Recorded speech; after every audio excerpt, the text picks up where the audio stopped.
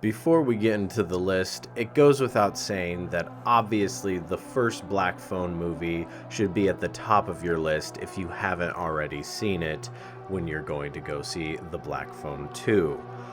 And also, needless to say, spoilers ahead for the first Black Phone film. Number 5, Summer of '84, 2018. Think Stranger Things with a dark, twisted gut punch.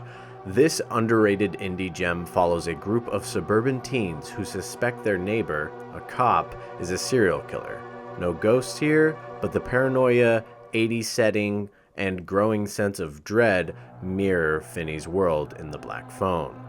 Why it fits is it captures that childhood innocence colliding with real-world horror, and like The Black Phone, it doesn't flinch when things get dark. Number 4, It Chapter 1, 2017. It goes without saying that this is probably one of the best examples of the ragtag team of tweens taking on a demonic entity. With this one specifically, I think the real good connection where it has to the Black Phone story, the relationship of Billy not giving up on his younger missing brother is something that I feel you can hearken with the Black Phone and Finney with his missing friends. Obviously, one of the missing kids is actually his friend, while the others are acquaintances, but all are peers. Both have themes of alcoholic parents, abusive parents, and children just kind of being left to their own demise and left to fight for their very own lives. So I think It Chapter 1 is a great addition to your watch list leading up to The Black Phone 2. Number 3, The Nightmare, 2015. This one's different. The Nightmare is a chilling documentary. That's right, it's not a normal fictional narrative story. This documentary is about sleep paralysis. Real accounts of people stuck between dreaming and waking, often visited by terrifying figures. It's not fiction, and that's what makes it horrifying. Obviously, The Black Phone 2 is diving deep into dream states and the blurred lines between the physical and spiritual world. This doc gives those themes a real-world foundation. And I would just say the quality of this documentary is just so top-notch with its nice atmospheric lighting in the interviews, and then its kind of narrative aspect of just the visuals that they put to these people's stories, their real-life experience around sleep paralysis and these nightmares that they experience. Now, this is real life and quite terrifying, honestly. I got pretty spooked watching this movie, just thinking of if you were in that position, you're frozen in your bed, fully conscious, and then you got this crazy, like, demonic thing coming at you.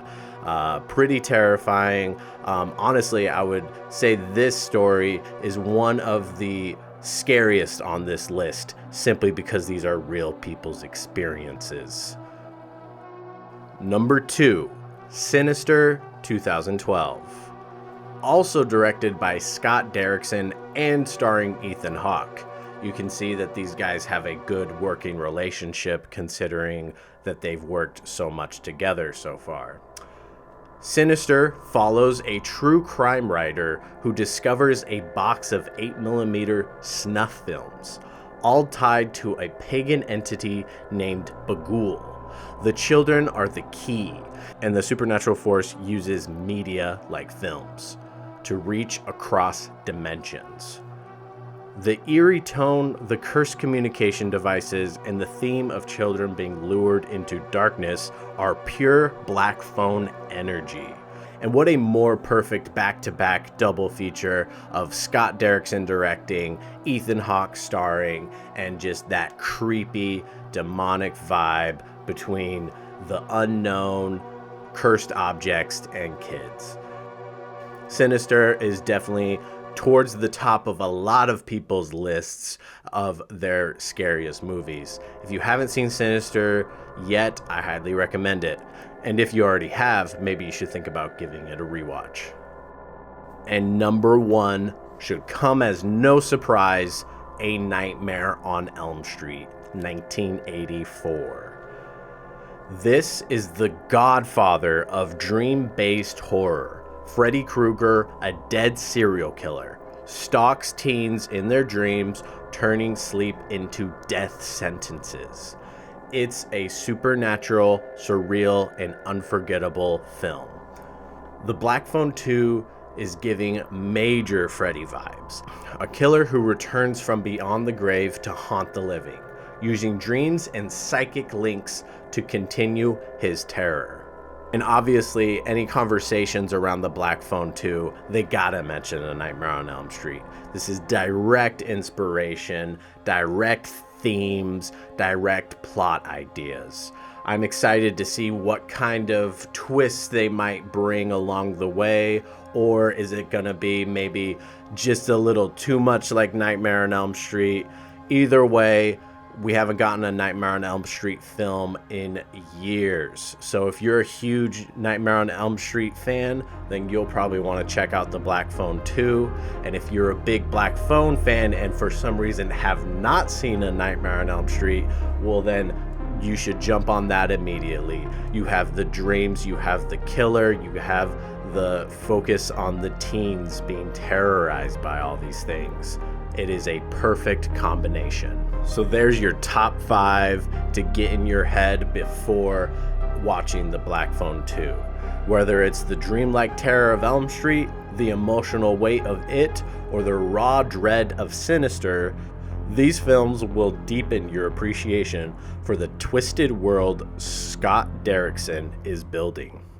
And please let me know if you have your own list, if you have any ideas that you think should be added to this list. I did specifically choose films that I have seen and I am a fan of, and I think they have that relatable vibe to the Black Phone series.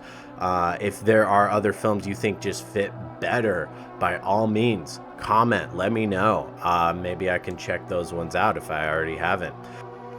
But if you want more content like this, by all means, hit like, subscribe, hit the bell icon. Let me know what other top lists you might be interested in. Check out the channel for other horror-related content, whether it be movies, cryptids, or maybe some real-life horror stories. We have a plethora of content on the channel. Thanks for watching, and hope to see you again.